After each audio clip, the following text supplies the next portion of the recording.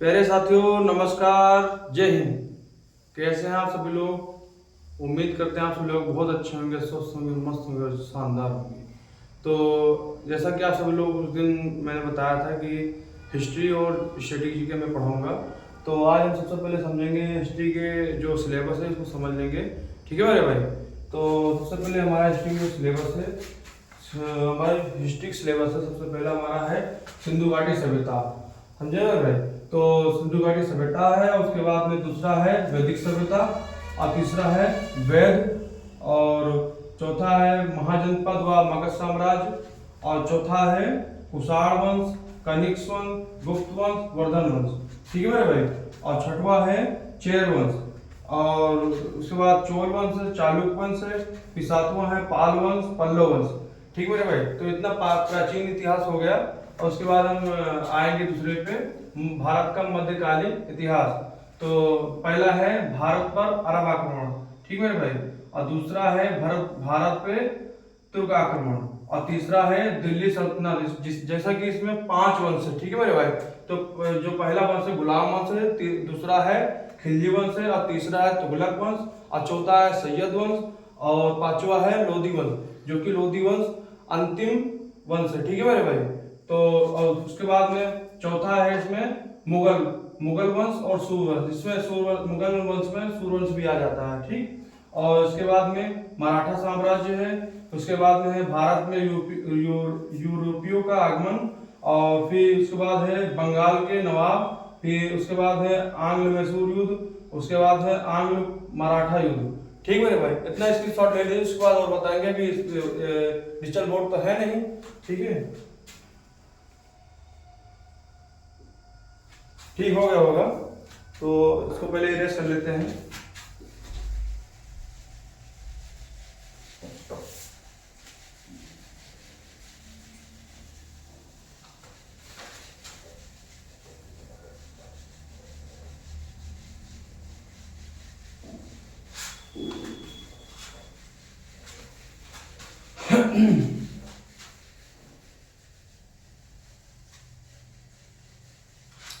तो चलिए, दूसरा है इसके बाद जो कौन सा वंश है, इसके बाद में है उसके बाद बंगाल का गवर्नर।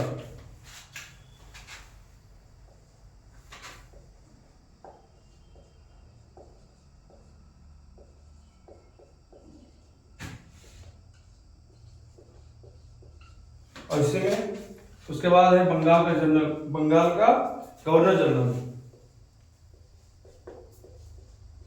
बंगाल का गवर्नर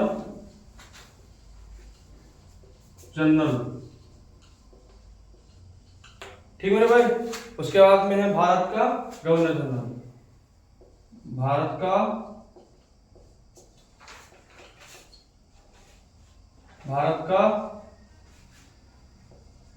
गवर्नर जनरल।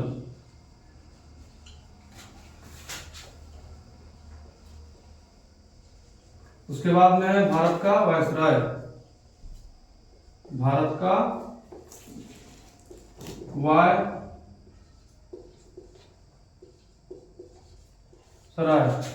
और उसके बाद में है 1857 विद्रोह।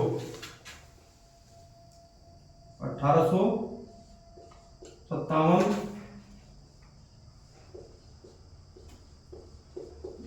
विद्रोह। ठीक मेरे भाई? उसके बाद है नागरिक विद्रोह।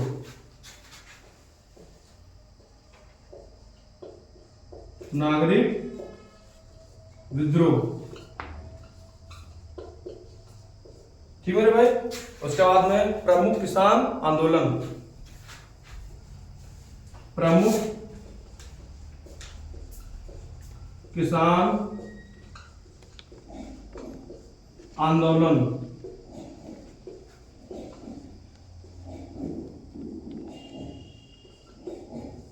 ठीक मेरे भाई? इसके बाद में है धार्मिक सुधार आंदोलन। इसके बाद है धार्मिक सुधार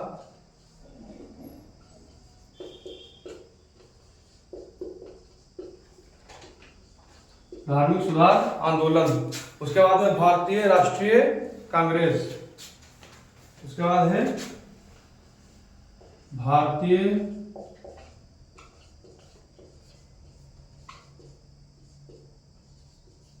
राष्ट्रीय कांग्रेस। ठीक है भाई। उसके बाद में बंगाल का विभाजन, इधर साइड में लिख देते हैं, बंगाल का विभाजन।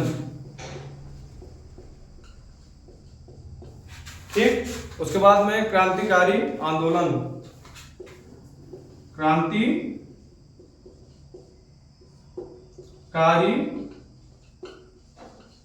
आंदोलन। ठीक है भाई। और उसके बाद में गांधी युग, जो कि 1919 से 1947 तक चलेगा। ठीक है भाई। गांधी युग 1919 से 1947 तक चलेगा, आजादी तक। ठीक है भाई। तो इतना इसकी सवाल ले लीजिए। हो गया उम्मीद करते हैं। और इसमें जो भी हमने जो चैप्टर बताए हैं, इसमें इंपॉर्टेंट क्वेश्चन, इंपॉर्टेंट पॉइंट पढ़ेंगे। ठीक है, ज्यादा डीप नहीं जाएंगे। आप लोग ऐसा नहीं कि सिलेबस देखकर घबरा जाएं। ठीक है मेरे भाई। तो इसमें इंपॉर्टेंट पॉइंट पढ़ेंगे। ठीक। तो आज जो सबसे पहला हमारा चैप्टर है सिंधु घाटी सभ्यता। सिंधु घाटी सभ्यता में जो भी प्रमुख स्थल है उसके बारे में पढ़ेंगे, कौन से नदी किनारे हैं। ठीक है मेरे भाई। तो मुख्य पॉइंट पढ़ेंगे। ठीक। तो इसको रिफ्रेश कर लेते हैं। सबसे पहले सिलेबस हो गया हमारा।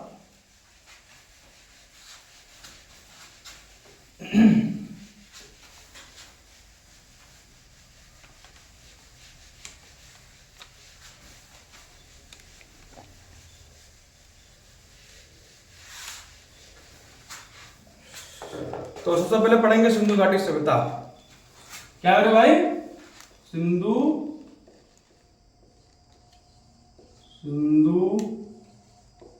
घाटी सभ्यता। इसका काल 2500 ईसा पूर्व से 1750 ईसा पूर्व तक।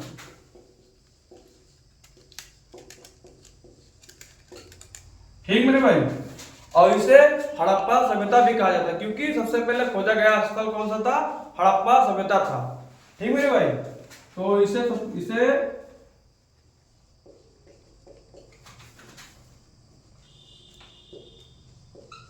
हड़प्पा सभ्यता भी कहा जाता है। ठीक मेरे भाई। और इसे सरस्वती सभ्यता भी कहा जाता है। इसे सरस्वती सभ्यता भी कहा जाता है। ठीक मेरे भाई। और इसे कांस्य युगीन भी सभ्यता कहा जाता है। कांस्य युगीन सभ्यता भी कहा जाता है। कांस्य युगीन सभ्यता भी कहा जाता है। ठीक मेरे भाई। और इसे नगरीय सभ्यता भी कहा जाता है। इसे नगरीय सभ्यता भी कहा जाता है। ठीक है भाई। इतना स्क्रीनशॉट ले लीजिए आप लोग, और साथ साथ आप लोग नोट भी करिए। ठीक हो गया होगा।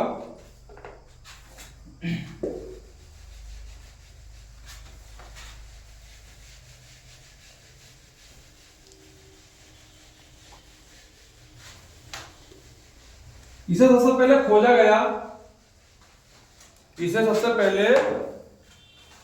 गया, पहली बार पहली बार खोजा गया 1826 में। 1826 में चार्ल्स मेसन ने खोजा। चार्ल्स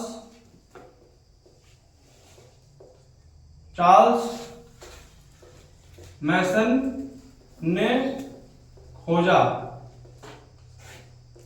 ठीक मेरे भाई, इसे सबसे पहले चार्ल्स मेसन ने खोजा। और कैसी सभ्यता थी ये?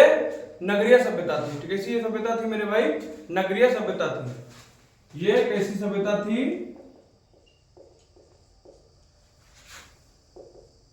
नगरीय सभ्यता थी। कैसी सभ्यता थी? नगरीय सभ्यता थी। और इसकी लिपि कौन सी थी? भाव चित्रात्मक। कैसी लिपि थी? भाव लिपि कैसी थी? भाव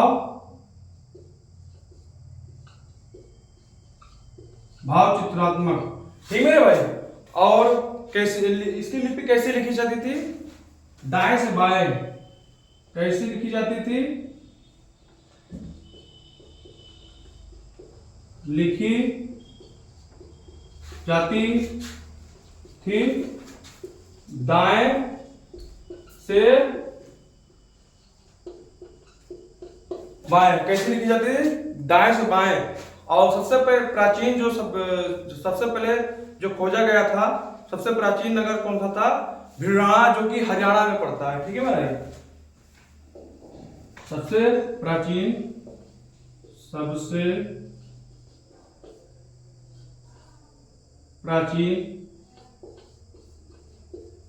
नगर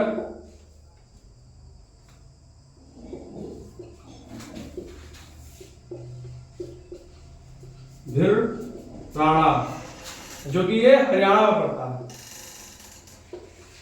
हरियाणा में पड़ता है। ठीक मेरे भाई। और इसका समाज कौन सा था? मात्र सत्तात्मक समाज।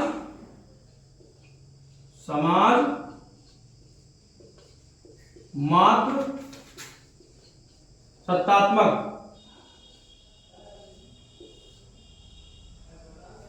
सत्तात्मक। ठीक मेरे भाई। और सबसे बड़ा जो स्थल था मोहनजोदड़ो था। ठीक है मेरे भाई, जो कि ये वर्तमान में पाकिस्तान में पड़ता है। ठीक, जो सबसे बड़ा जो स्थल था मोहनजोदड़ो था। तो इसका स्क्रीनशॉट ले लीजिए थोड़ी देर के लिए। उसके बाद में इधर स्लाइड खाली नहीं है अभी।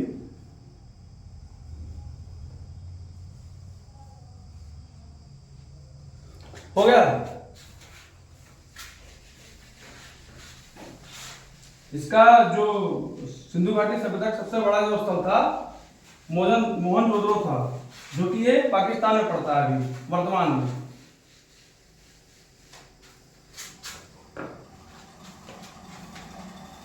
सबसे बड़ा स्थल, सबसे बड़ा स्थल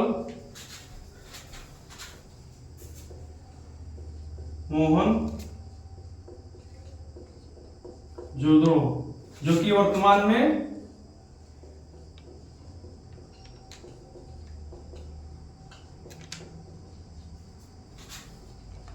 पाकिस्तान में है। कहाँ है मेरे भाई? पाकिस्तान में है। ठीक। और उसके बाद में सबसे पहले जो खोजा गया स्थल हड़प्पा सभ्यता था। हड़प्पा स्थल, ठीक है, इसीलिए इसे हड़प्पा सभ्यता भी कहा जाता है। सबसे पहले खोजा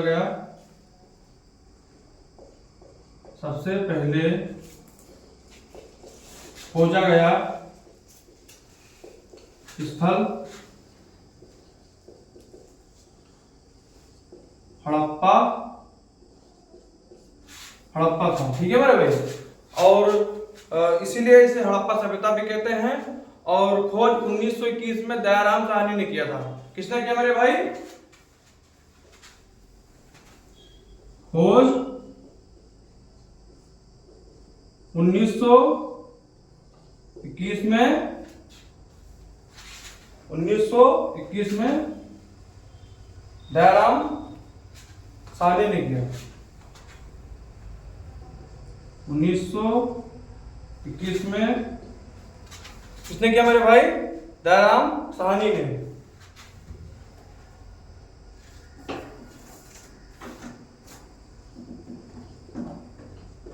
दयाराम साहनी ने, ठीक मेरे भाई।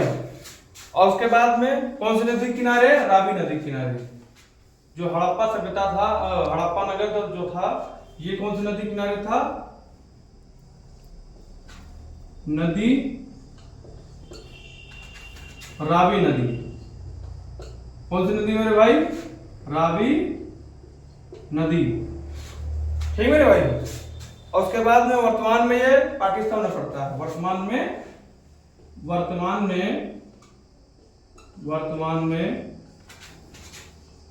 पाकिस्तान में पड़ता है, ठीक मेरे भाई, पाकिस्तान में पड़ता है। और उसके बाद में यह ग्रिड पद्धति से बनना है, ठीक मेरे भाई। यह ग्रिड पद्धति से बना था। ग्रिड पद्धति से बना था। यहाँ 100 दफनाने के साक्ष्य मिले, ठीक है मेरे भाई। यहाँ 100 दफनाने के साक्ष्य मिले। 100 दफनाने के साक्ष्य मिले।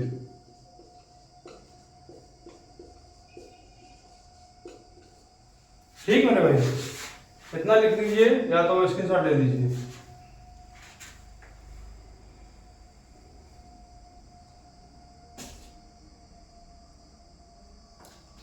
ठीक, इसको इरेज कर देते हैं। और यहां कपास की खेती पाई गई। कौन सी खेती पाई गई? कपास की खेती पाई गई।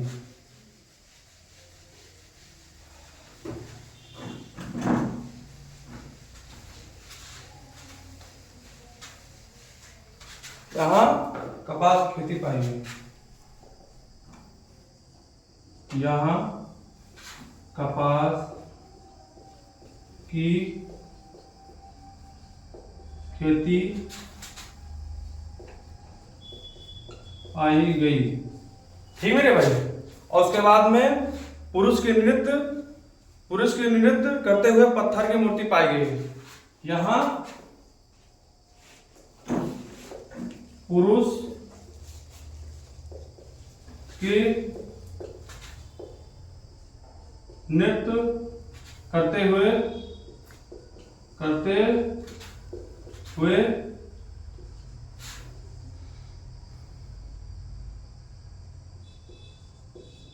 पत्थर की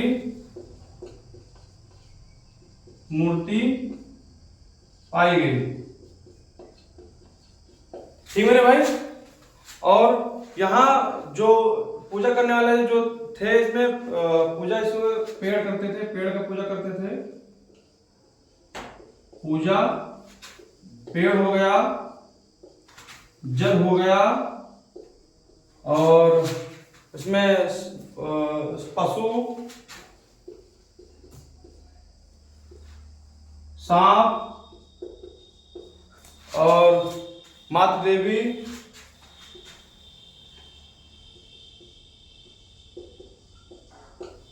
ठीक है ना भाई। ये पूजा करते थे। पेड़ हो गया, जल हो गया, पशु हो गया, सांप हो गया और माता देवी, ठीक है मेरे भाई। और उसके बाद में यहां मंदिर के साक्ष्य नहीं मिले। यहां मंदिर के साक्ष्य नहीं मिले, ठीक मेरे भाई। और यहाँ का जो पवित्र पशु था, पवित्र पशु कुंवर वाला बैल, कुंवर बैल, ठीक है मेरे भाई। तो आज के लिए इतना ही, फिर दूसरी क्लास में मिलते हैं। तो चलिए दूसरी क्लास में मिलते हैं, ठीक है मेरे भाई, धन्यवाद।